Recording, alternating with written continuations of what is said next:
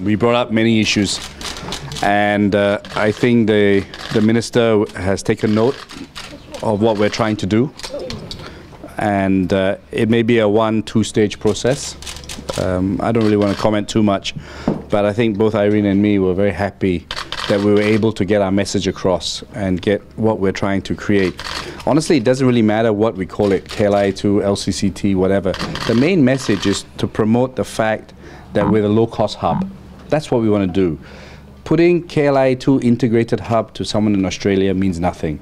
Putting KLIA2 LCCT, the low-cost hub of Asia, means a lot more.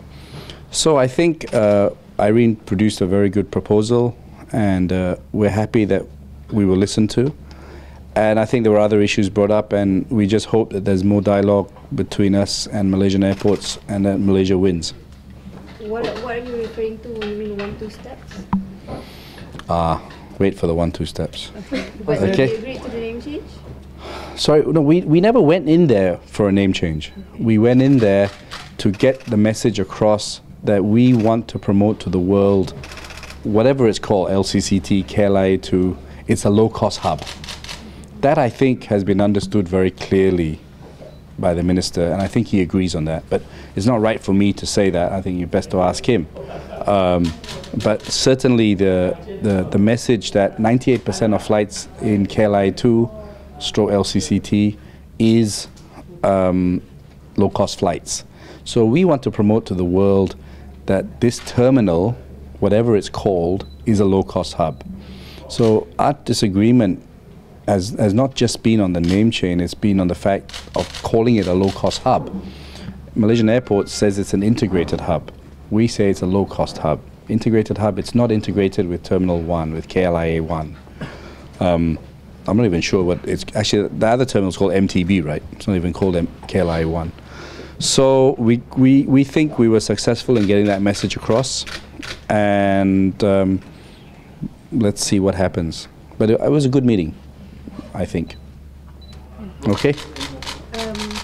Can you elaborate more on the $5 million you said you were going to invest? Yeah, what we're trying to do, oh, that's from my Facebook. Wow, you follow my Facebook.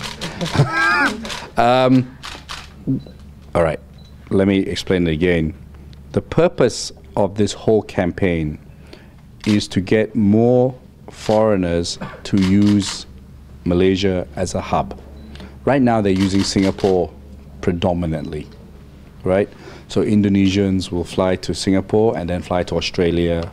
We're now saying, come and fly in KL, right?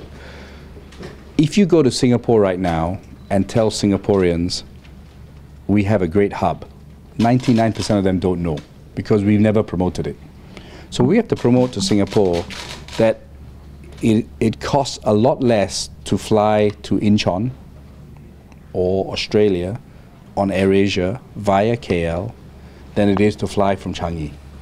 That's our objective, and that's what we're going to be spending the money on. So for instance, we just did, if you do a search on Kayak right now, or one of those travel websites, you will see Singapore Incheon is 3,200 ringgit. Singapore via KL to Incheon is 1,000 ringgit. Now when you divide that by Sing dollars, it becomes 300 Sing dollars. It becomes very little. So what we're trying to do is, in anticipation of a slowdown, etc., we want to keep growing. So we see the fly-through market as a big opportunity to grow. How do we tell people around the world that KLIA has the best low-cost connectivity? For us, it was calling it LCCT and using a tagline, right? LCCT, the lowest cost hub in Asia. One stop to anywhere in Asia. That's our branding. And then we'll obviously put airfares, etc., to promote it in stage 2. That's where the 5 million is going to be spent. It's going to be spent not in Malaysia.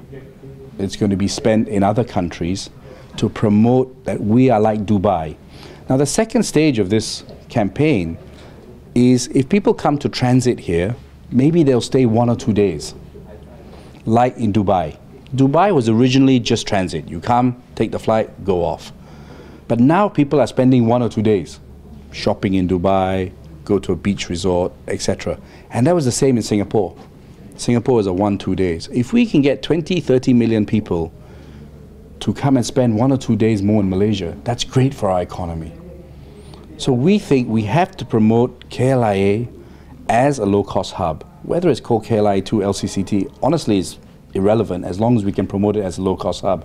And we'd like to do it jointly with Malaysian airports. So we think the strongest is LCCT because we built that brand over that time. And maybe step 1, we call it KLIA 2, the low-cost hub. And maybe step 2 is we slowly move towards LCCT 2 or LCCT, right? We have to see. Tan Sri Rafida came up with a good idea, the LCCT, KL, right? Oh, you really follow my Facebook. So that was a comment. So I think it was good. We got our message across of what we're trying to do. This is not a fight because we feel like fighting. Life's too short. We want to win. We want to make Malaysia win. We're not there just, because we got up one morning, Irene decided I want to fight with the Malaysian airports and change the name. No, because we want to bring more people here. The economy is going to get tougher. We've got to be more creative in bringing people to Malaysia. And we see an opportunity. With the ringgit low, it's a good opportunity to bring more tourists to Malaysia. Why not? If I'm an airport, why not? Right? So that's the message we got through. And I actually think, if Irene doesn't mind, and we get our communications team, the presentation she put together was excellent. And I wouldn't mind sharing it with the press if you're okay with it. We can ask Aziz to email it out to all of you. Sure. And then you can see the real numbers behind it. Okay? I'm really glad that you have a lot to write about because of our one statement. And it's not petty. After 15 years, we're not being arrogant. We're not trying to do things that's beyond this. We just feel there's a great opportunity for Malaysia. And so we're going for it. We're business people. We're businessmen, and that's it, and businesswomen. Life's too short to just wake up and say, okay, we want to fight. Much easier in life. Now, us and MAS, we're fine. You don't have anything to write about that. Okay? So, and I really wish you didn't have anything to write about but positive things about us and Malaysian airports. And I hope that changes. We want to use Malacca Airport. Malacca Airport is empty. We've been so successful with Langkawi. Langkawi now, Irene's about to start Langkawi, Hong Kong. They never had those flights before. We want to do the same in Malacca. Airport's empty. So we discussed that as well. It was approved by the EC, but we still haven't been able to get Malaysian airports to open up the airport to us.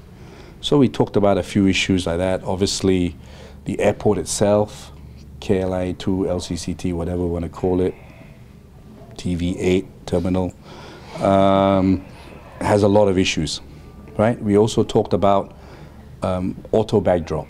We have 40,000 people going to this terminal. We need to use technology so people don't have to queue a long time. So it was a good dialogue, and we carry on. Okay, so wish you all a Selamat Hari Raya, and enjoy LCCT. No concrete conclusion. Sorry? No concrete decision. No, the decision is we carry on as we were, which is we were just marketing it as low cost, and we carry on. And I think the minister has some good suggestions, which we agreed to.